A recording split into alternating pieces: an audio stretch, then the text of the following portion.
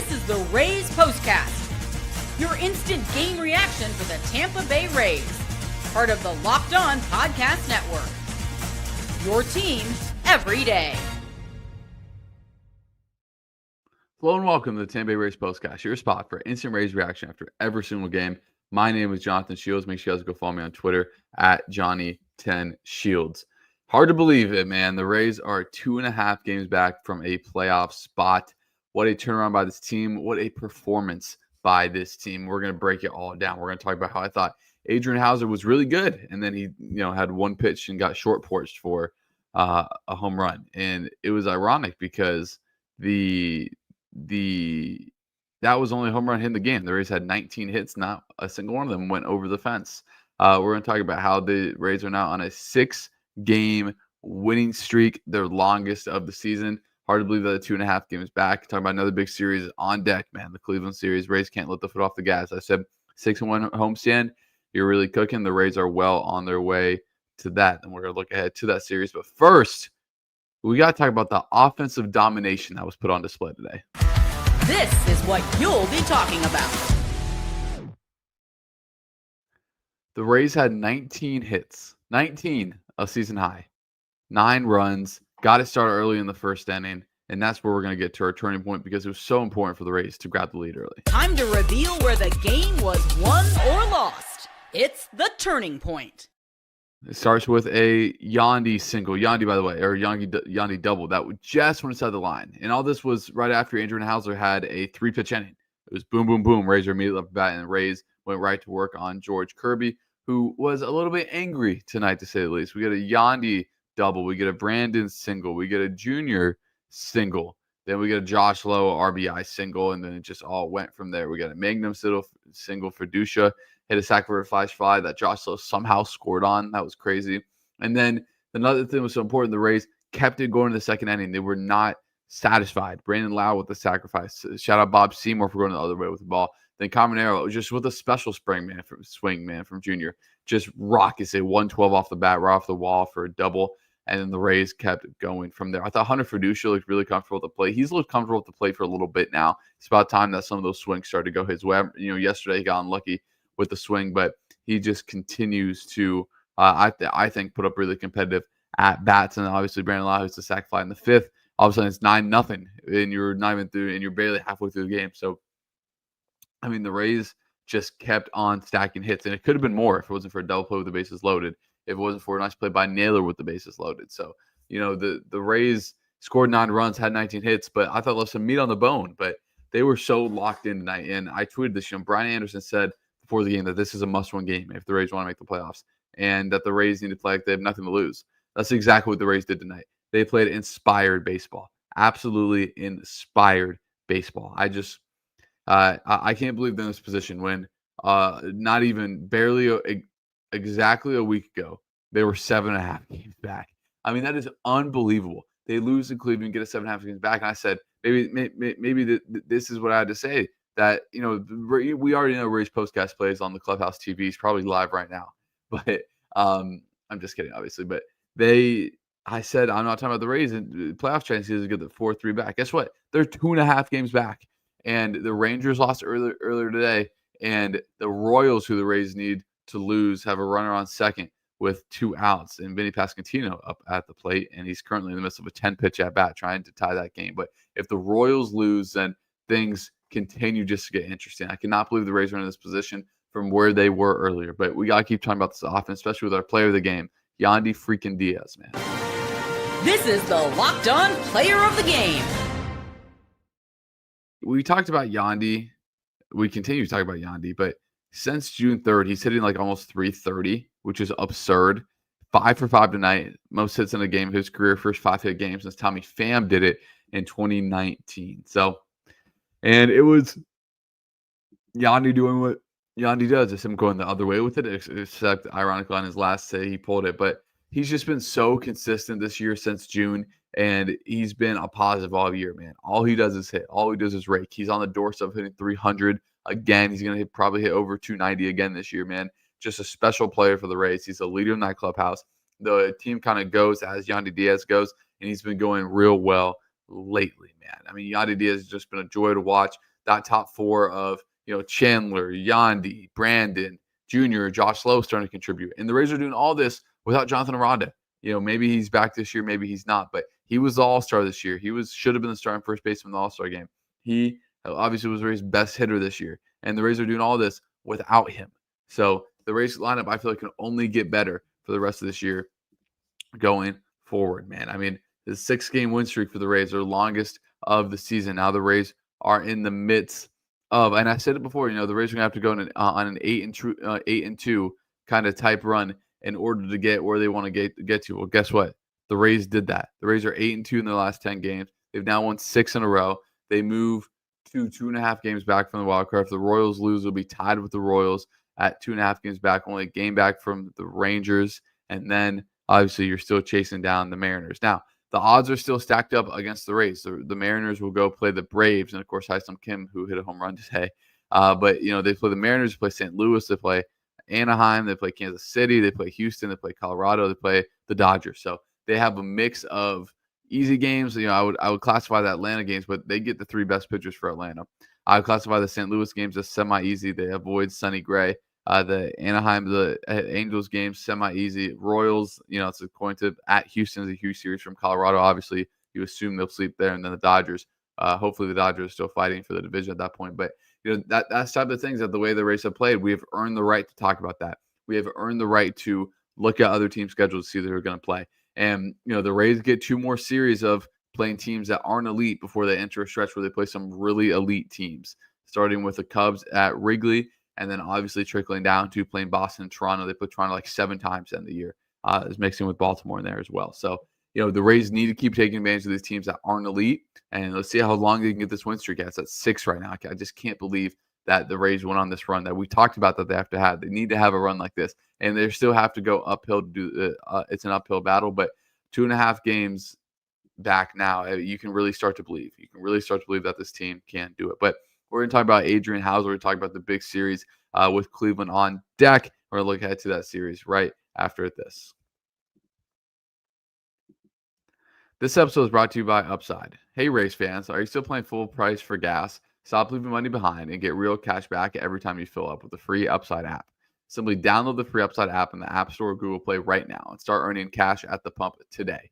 Use my limited time promo code SEASON and get an extra 25 cents back per gallon on your first fill up. You can make up to $300 a year just by buying the gas you already needed. At first, I thought it was too good to be true, but it's totally legit. Real people are getting paid just to make their daily commutes, and you can too. Plus, you can cash out anytime to your bank account, PayPal, or an e-gift card for Amazon and other brands.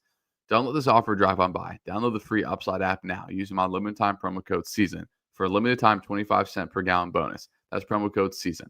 Offers vary based on user and location. Go to upside.com for terms and conditions. This episode is also brought to you by Game Time. There's nothing like catching a baseball game live. The energy of the crowd, the chance to see your team in person. But actually getting tickets, that's the tough part. Queues, login screens, surprise fees, it takes the fun out of it. That's why I use Game Time, the app that gives the advantage back to the fans. Game Time is fast, easy, and backed by the Game Time guarantee. You always get 100% authentic tickets delivered on time and at the best price. Plus, all the fees are included. So the price you see is the price you pay. You guys know I have used Game Time all the time this year. I've been to a lot of games, and the fees included in knowing your total up front with those surprise fees at checkout is the best part. Download the Game Time app, create an account, and use code LOCKEDONLB for $20 off your first purchase. Terms apply. Again, that's promo code LOCKEDONMLB for $20 off. Swipe, tap, ticket. Go download the Game Time app today. And lastly, this episode is brought to you by Monarch Money. Most people can't name their financial accounts or even what they're worth. Whether it's 401ks, properties, or investments, and when you don't have the full picture, you can end up leaving money on the table. That's why there is Monarch. It's an all-in-one personal finance tool that brings your entire financial life together in one clean, easy-to-use interface on your laptop or your phone. Monarch is built for people with busy lives. If you put off organizing your finances, Monarch is for you. Monarch does the heavy lifting for you. You can link all your accounts in minutes, see clear data visuals, get smart categorization of your spending, and finally feel in control of your money without ever touching a spreadsheet.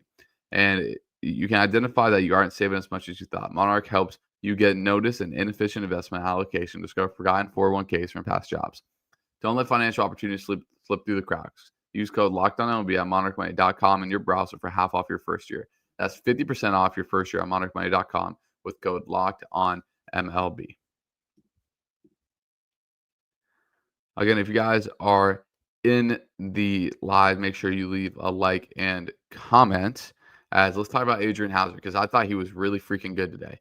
And when you look at what Houser did, he went 7 innings, 4 earned, 4 hits, 4 strikeouts. And he was 1 pitch away and a Mickey Mouse home run away from getting 7 innings, 1 hit, or 3 hits, or only 1 run allowed. So he was really good today. He's efficient. He's in the zone. He only walked 1 batter, and he just continues to be solid, man. I feel bad because he should not have given up 4 runs. 4 should be a 1. It's, he got Steinbrenner. Every pitcher is going to go through it. He just happened to go through it today. But he's been good. And I said it before, ever since that first inning of the Mariners series, he's really been locked in.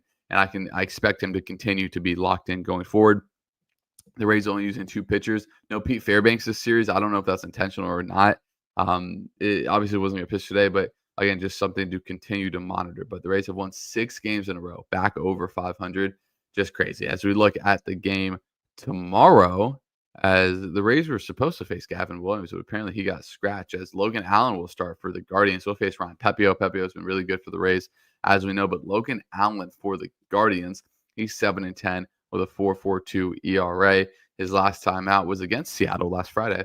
He went 6 innings, 6 hits, 4 earned. He gave up 9 earned the time before that, had a 6 ERA in August. So hopefully the Rays are catching him at the right time. He is a right-handed pitcher. No, he's a left-handed pitcher. Excuse me.